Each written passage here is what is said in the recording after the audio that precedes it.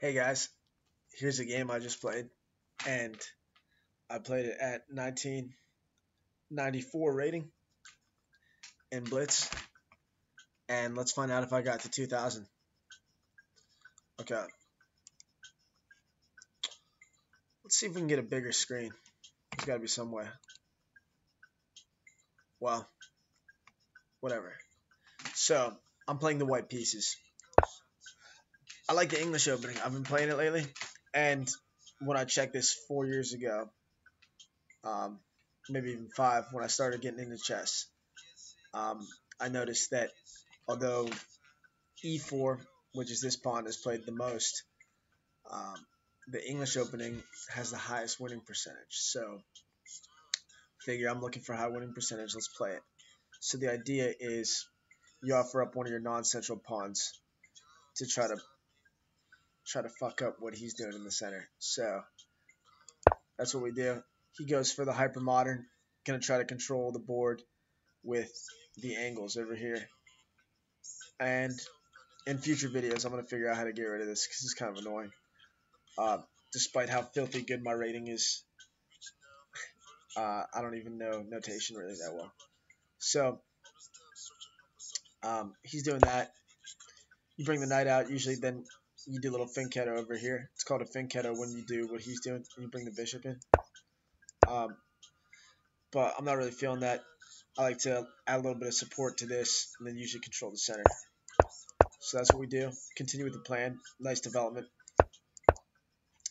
Get that bishop out. That could either go here or here. You only really need to put it here if he's got you in a pin. Since there's no pin, might as well develop it all the way. Oh, shit. Looks like I just gave away the ending. Um, Alright, let's restart that. So, if you didn't see it, we'll just keep going. If you did, that's too bad. So, got that. Probably castle here. Yeah, castle looks good. So now, finished all the development, except for the queen. He challenges the center. Usually I just like to take here. I think I like to take with that one first. Whoops, I guess not. Um, there's some deep dives you could do into which way to take, but at the end of the day, I was planning on taking with both, so not a huge concern. He does that. I like keeping the bishop pair. The bishop pair is good because you can get some angles in an endgame with two knights versus two bishops. If everything's open, it's usually better to have the bishops. So my guess is I'd probably try to protect that bishop.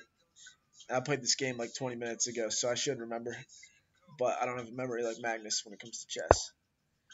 So yeah, play a little footsie there. If he goes something like that with the bishop, I'll probably just trade it off. But he doesn't.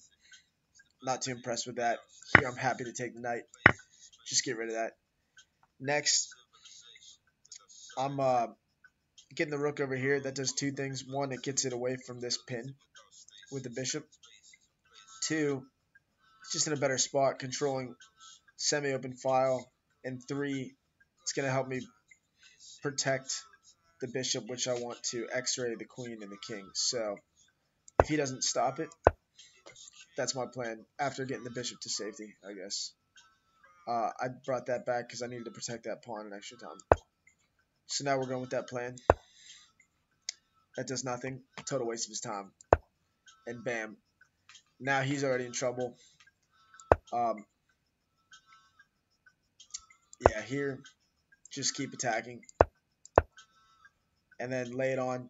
What I could have done here, because this allows him to bring the knight in, I was thinking about bishop sacrifice here. He can only block with rook, or just accept the sacrifice, or not accept the sacrifice and go there.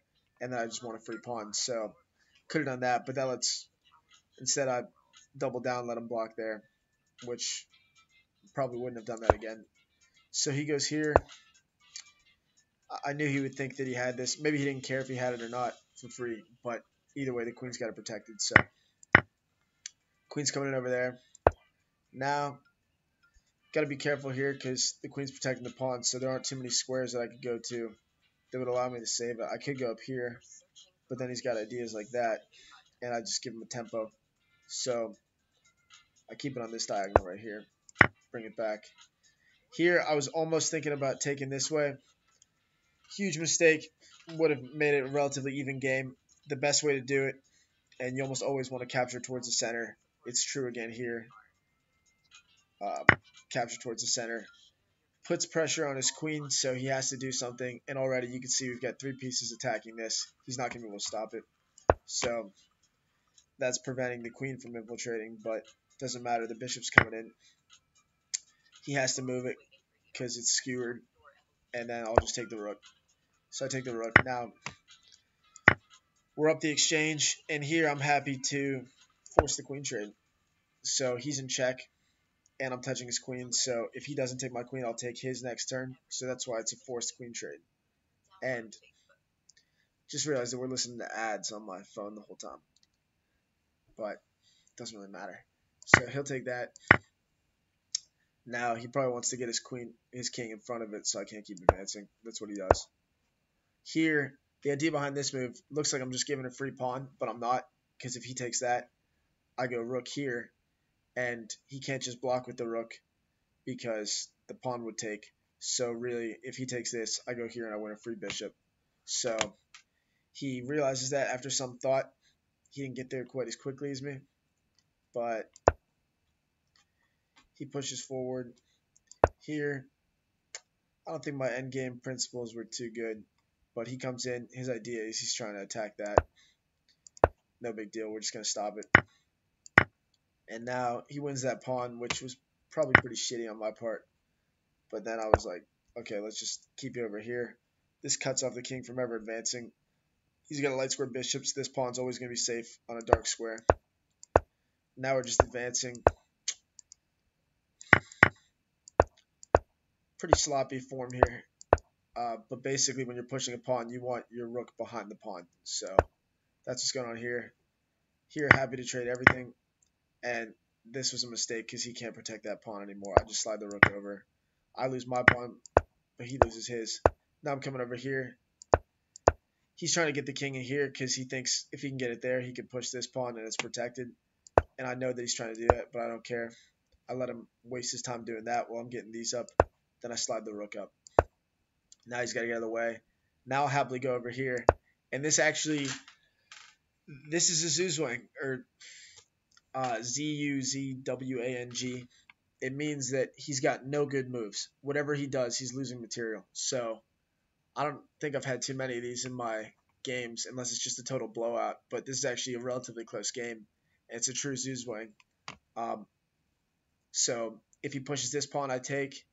He can't move his king. If he moves the bishop here, I would just take it. If he moves it over here somewhere, which is what he did, I throw him in check. So true Zuzwang, pretty cool, especially if this was the game that got me to 2,000. We don't know, or maybe you do.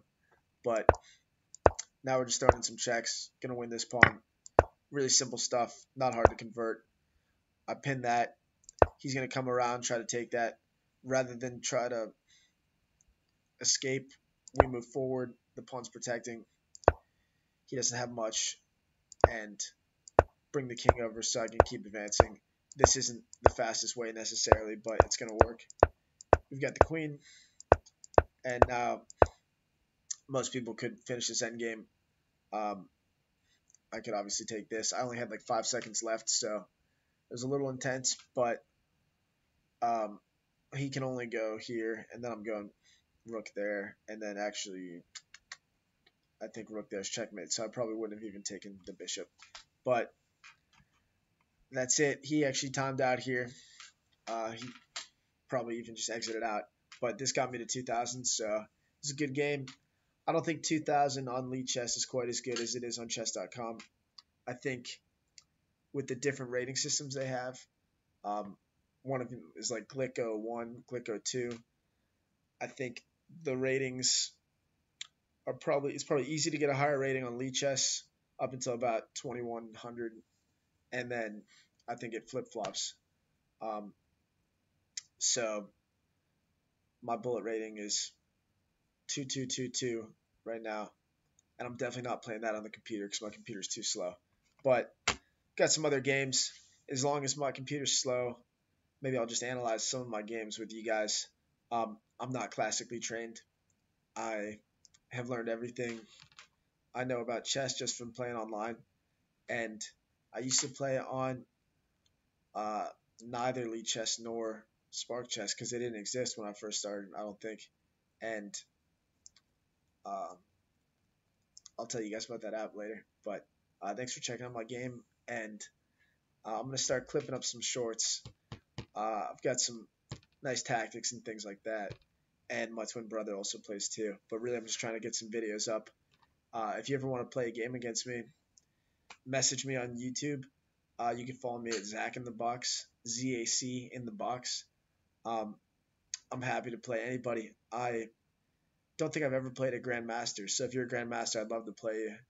I played this one guy at Venice Beach who was really good, but I don't think he was a Grandmaster. I almost beat him.